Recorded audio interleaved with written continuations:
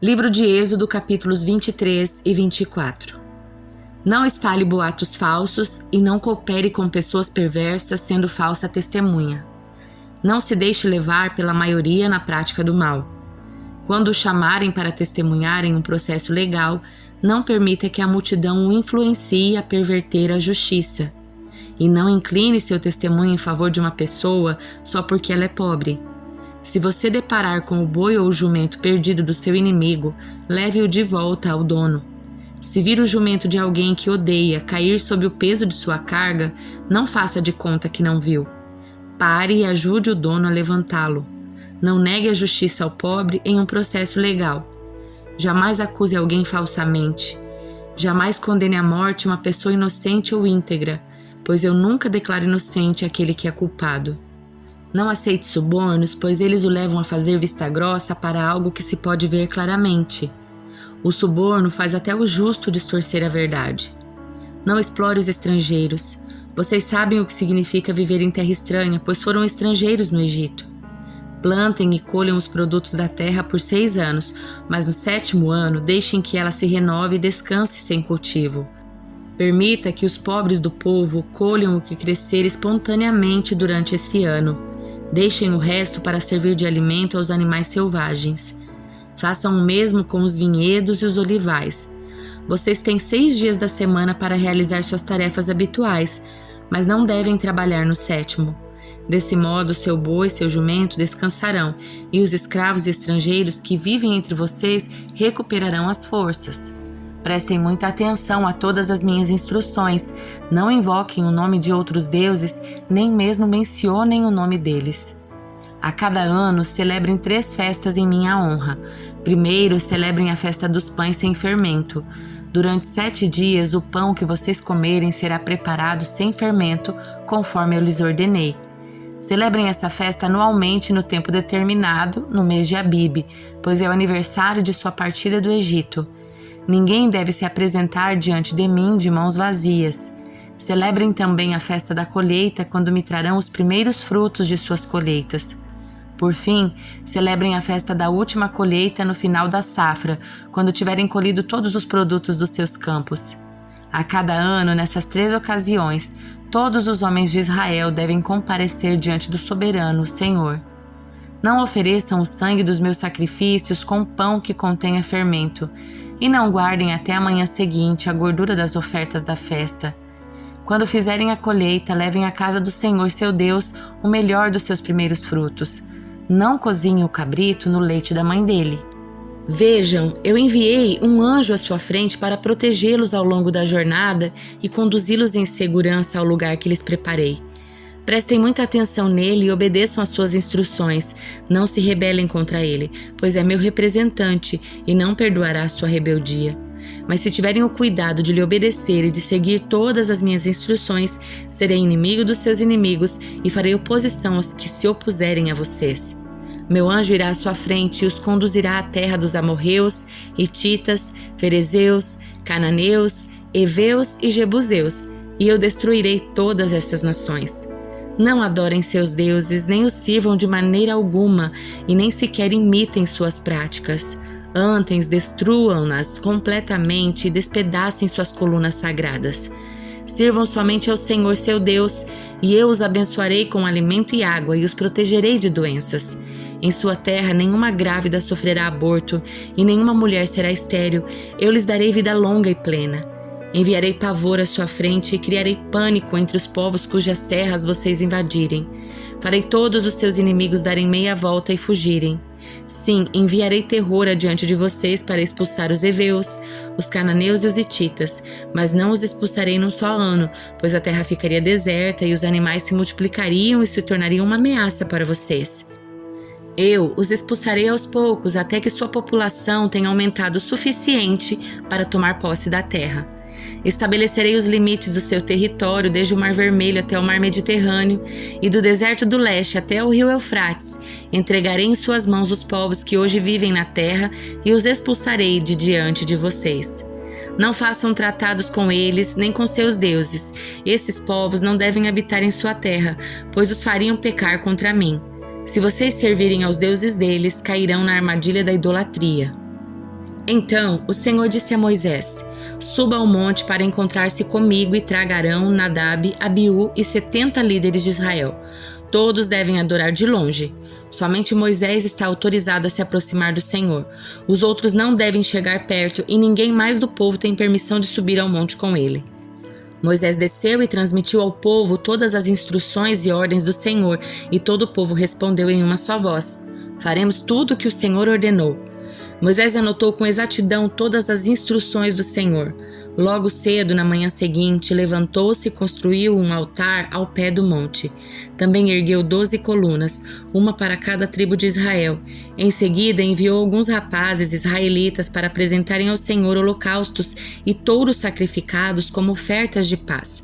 Moisés colocou em vasilhas metade do sangue desses animais e aspergiu a outra metade sobre o altar. Depois pegou o livro da aliança e o leu em voz alta para o povo. Mais uma vez todos responderam: Obedeceremos ao Senhor. Faremos tudo o que ele ordenou. Moisés pegou o sangue das vasilhas, aspergiu-o sobre o povo e declarou: Este sangue confirma a aliança que o Senhor fez com vocês quando lhes deu as instruções. Depois, Moisés, Arão, Nadab, Abiú e os 70 líderes de Israel subiram ao monte, onde viram o Deus de Israel, e sob os pés dele havia uma superfície azulada como a safira e clara como o céu. E embora esses nobres de Israel tenham visto Deus, ele não os destruiu, e eles participaram de uma refeição na presença dele. Então o Senhor disse a Moisés: Suba ao monte para encontrar-se comigo. Fique lá e eu lhe darei tábuas de pedra nas quais gravei a lei e os mandamentos para ensinar ao povo. Moisés e seu auxiliar, Josué, partiram e subiram ao monte de Deus. Esperem aqui até voltarmos, disse Moisés aos líderes. Arão e Hur ficarão com vocês. Quem tiver algum problema para resolver durante a minha ausência poderá consultá-los. Então Moisés subiu ao monte e a nuvem cobriu o monte. A glória do Senhor pousou sobre o monte Sinai e a nuvem o cobriu por 6 dias.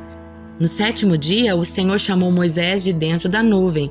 Para os israelitas que estavam ao pé do monte, a glória do Senhor no alto do Sinai parecia um fogo consumidor. Moisés desapareceu na nuvem ao subir ao monte e ali permaneceu 40 dias e 40 noites. Salmo de número 19. Ao regente do coral, Salmo de Davi. Os céus proclamam a glória de Deus. O firmamento demonstra a habilidade das suas mãos. Dia após dia eles continuam a falar, noite após noite eles o tornam conhecido. Não há som sem palavras, nunca se ouve o que eles dizem. Sua mensagem, porém, chegou a toda a terra e suas palavras aos confins do mundo. Deus preparou no céu uma morada para o sol. Dela, o sol irrompe como noivo depois do casamento. Alegra-se como valente guerreiro em seu caminho. O sol nasce numa extremidade do céu e realiza seu trajeto até a outra extremidade. Nada pode se esconder do seu calor. A lei do Senhor é perfeita e revigora a alma. Os decretos do Senhor são dignos de confiança e dão sabedoria aos ingênuos. Os preceitos do Senhor são justos e alegram o coração. Os mandamentos do Senhor são límpidos e iluminam a vida. O temor do Senhor é puro e dura para sempre. As instruções do Senhor são verdadeiras e todas elas são corretas. São mais desejáveis que o ouro, mesmo o ouro puro. São mais doces que o mel, mesmo o mel que goteja do favo. São uma advertência para teu servo, grande recompensa para quem os cumpre. Quem é capaz de distinguir os próprios erros? Absolve-me das faltas que me são ocultas. Livra teu servo dos pecados intencionais. Não permitas que me controlem. Então serei inculpável e inocente de grande pecado. Que as palavras da minha boca e a meditação do meu coração sejam agradáveis a ti, Senhor, minha rocha e meu Redentor. Evangelho de Marcos, capítulo 9. Jesus prosseguiu: Eu lhes digo a verdade. Alguns que estão aqui nesse momento não morrerão antes de ver o reino de Deus vindo com grande poder. 6 dias depois, Jesus levou consigo Pedro, Tiago e João até um monte alto para estarem a sós. Ali, diante dos seus olhos, a aparência de Jesus foi transformada. Suas roupas ficaram brancas e resplandecentes, muito mais claras do que qualquer lavandeiro seria capaz de deixá-las. Então Elias e Moisés apareceram e começaram a falar com Jesus. Pedro exclamou: Rabi, É maravilhoso estarmos aqui. Vamos fazer 3 tendas. Uma será sua, uma de Moisés e outra de Elias. Disse isso porque não sabia o que mais falar, pois estavam todos apavorados. Então uma nuvem os cobriu e uma voz que vinha da nuvem disse: Este é meu filho amado, ouçam-no. De repente, quando olharam em volta, só Jesus estava com eles. Enquanto desciam um monte, Jesus ordenou que não contassem a ninguém o que tinham visto, até que o Filho do Homem tivesse ressuscitado dos mortos. Eles guardaram segredos, mas conversavam entre si com frequência sobre o que ele queria dizer com ressuscitar dos mortos. Então eles perguntaram a Jesus: Por que os mestres da lei afirmam que é necessário que Elias volte antes que o Cristo venha? Jesus respondeu: De fato, Elias vem primeiro para restaurar tudo. Então por que as Escrituras dizem que é necessário o Filho do Homem sofrer muito e ser tratado com desprezo? Eu, porém, lhes digo, Elias já veio e eles preferiram maltratá-lo, conforme as Escrituras haviam previsto.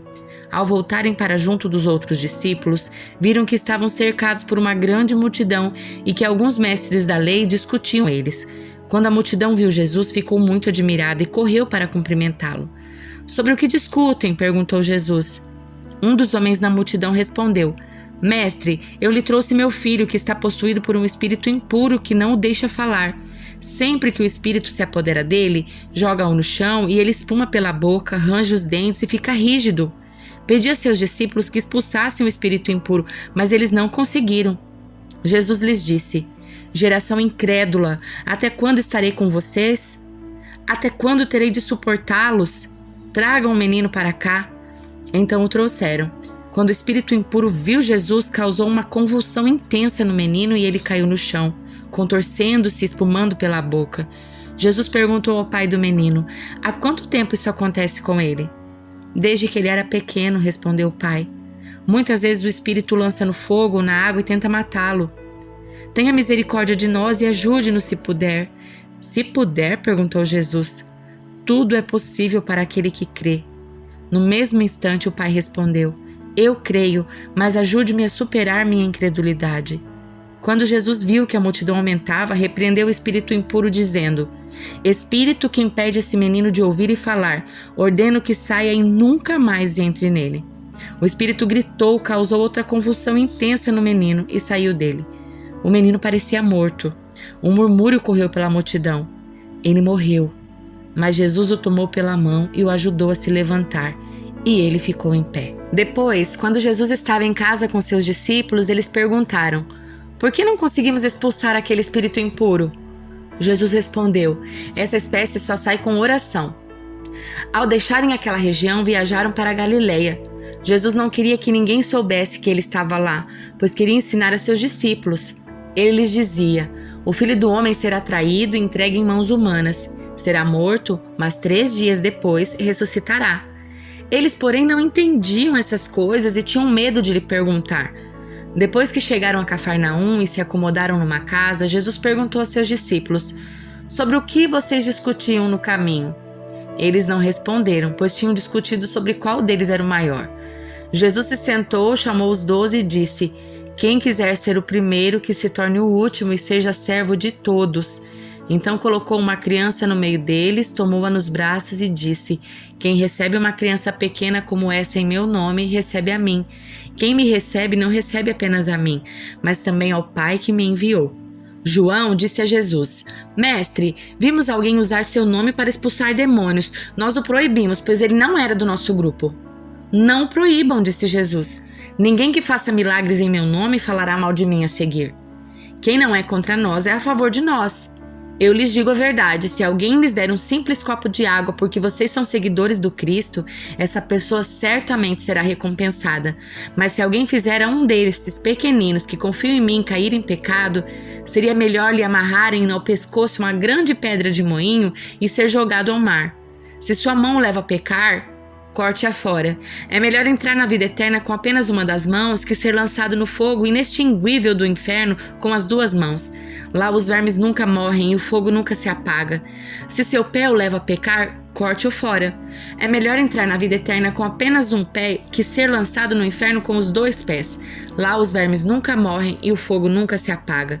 E se seu olho o levar a pecar, lance-o fora. É melhor entrar no reino de Deus com apenas um dos olhos que ter os 2 olhos e ser lançado no inferno.